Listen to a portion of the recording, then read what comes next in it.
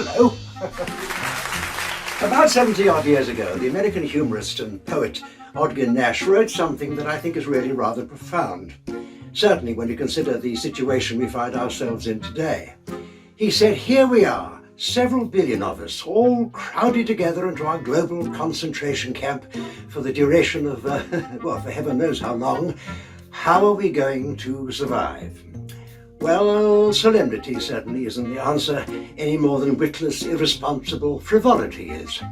No, I think our best chances lies in humour. That's our weapon. Yes, that's our shield, that's our survival kit, humour. Which in this instance, of course, means a wry acceptance of our predicament. Now, we may not like it, but we can at least recognise its ridiculous aspects, one of which is namely ourselves.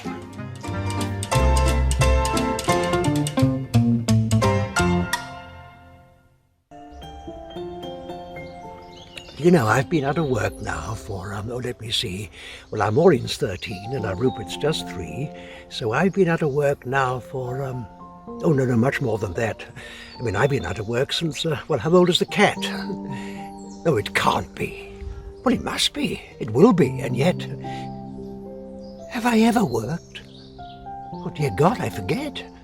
And I know the wife works, just to keep things together. I've seen her go out in all kinds of weather. Yes, I've seen her go out in the snow and the rain. Well, I've seen me go out and come in again. They say man must work and woman must weep, but not when a woman has a husband to keep. The day I got married, oh, some years ago, I'll never forget the scene.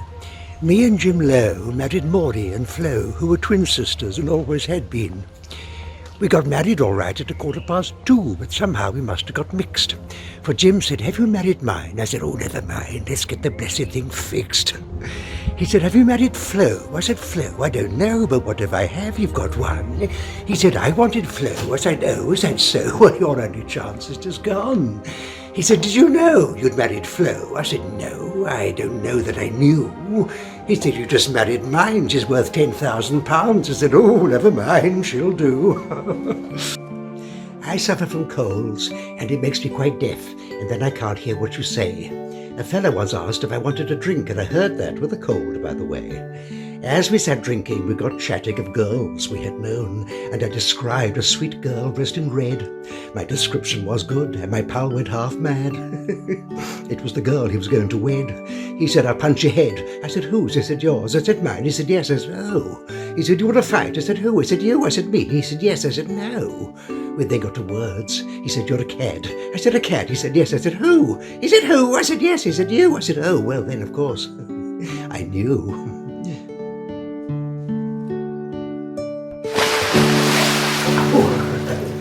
Yeah, a sail on the sea is a thing that suits me, and I've done some sailing, 'tis true. I was at my wit's end when sailing to Land's End, and one night when I'd had one or two, the captain came out on the bridge and said, lads, we're doomed, the old tub's going down. It's every man to the boat except you. I said, me? He said, yes, there's no room, you must drown. I said, drown? He said, yes, drown, the old ship's going down. Oh, don't stand arguing there. I've told you quite straight, there's no room for you, mate, in the boat or in fact anywhere. I know it's upsetting, but what's the use fretting? We might have lost all of the crew. And now, as I say, we can all get away and only lose one, and that's you.